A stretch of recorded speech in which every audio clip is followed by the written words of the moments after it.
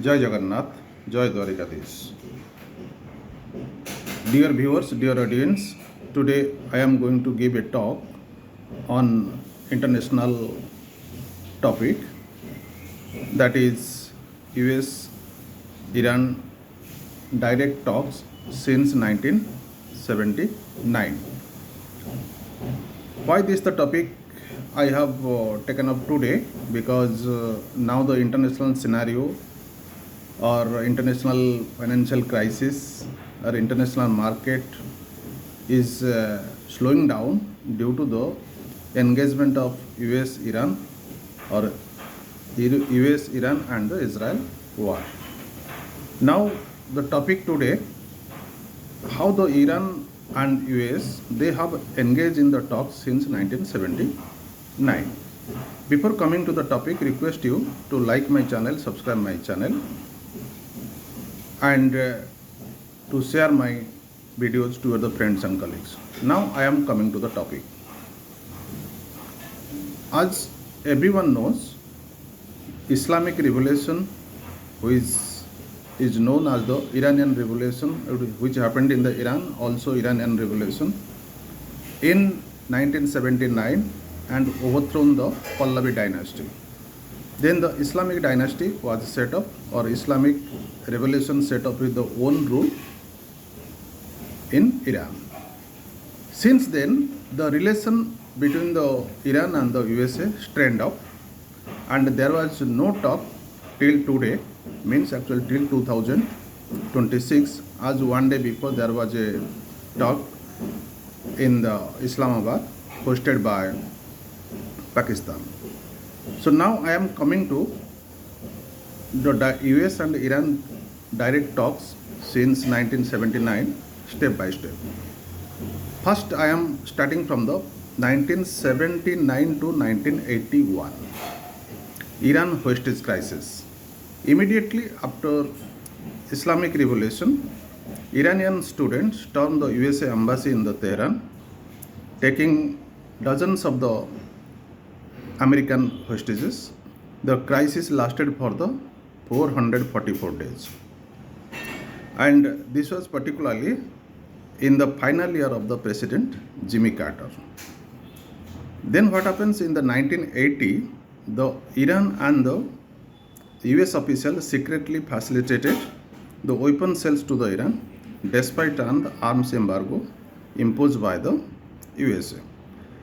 In the 1981, hostages released on the first day of the Ronald Reagan's presidency, US agrees to lift the sanctions on the Iran and pledge not to interference in the internal politics of the Iran.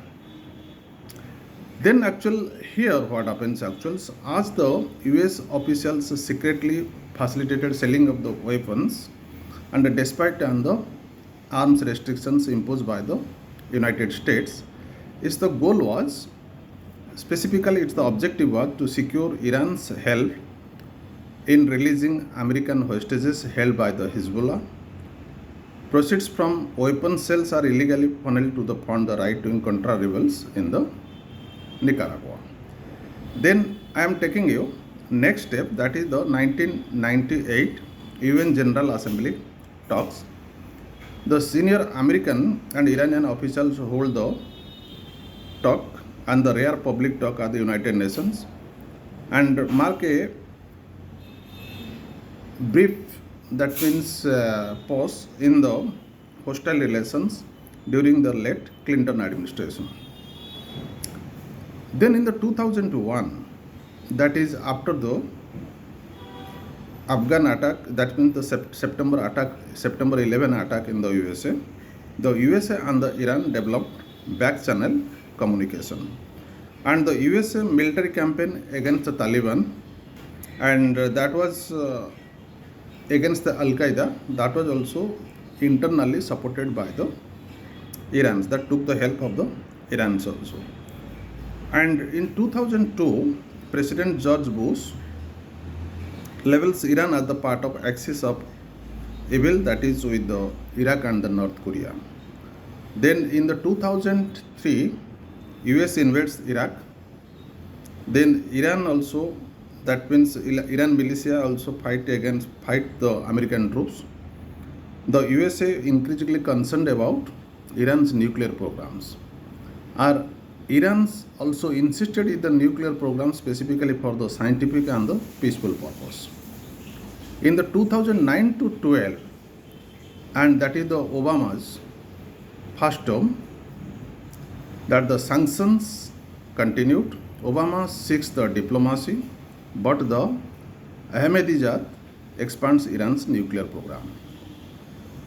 Obama administration imposes far-reaching, devastating sanctions. That means severe sanctions were imposed upon the Iran to pressure Iran to abandon the nuclear programs. But nothing also happened, and that is the nuclear programs of Iran continued thereafter.